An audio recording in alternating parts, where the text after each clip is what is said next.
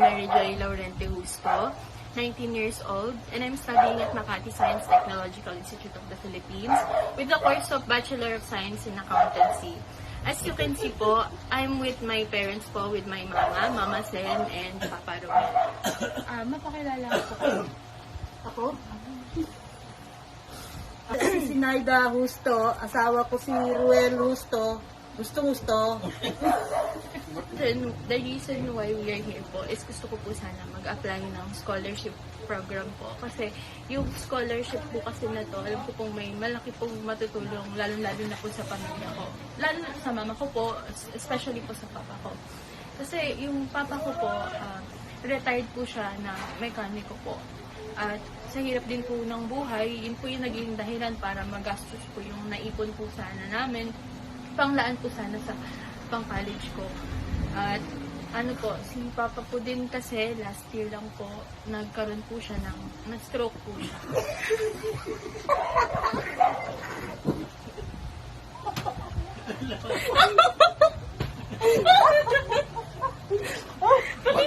Pag ako natulungan.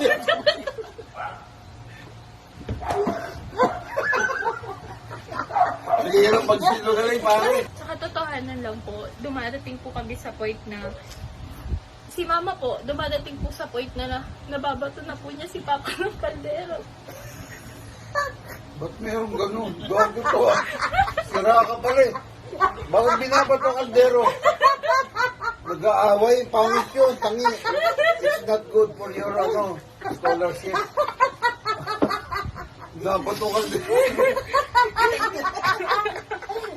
Sira talaga to. Seryoso, gagawin mong cartoon. Dapat bubble gum lang tayo. Maalaala mo kaya, bigla naging bubble gum. Game. Dating po kami sa ganung point, si Mama po kapag po kasi nagagalit. Pag po inaatake po si Mama ng sakit niya, yung sakit po kasi ni Mama, meron po kasi siyang ADHD, kung tawagin. Pare, may age pa ako. Pare, ikaw ka talaga to. Anak ko, may age daw. ADHD. Ano na yun? May ADHD lang ako. Abnormal. Ganun po talaga yung nangyayari kay Mama kapag inaatake po siya ng sakit niya.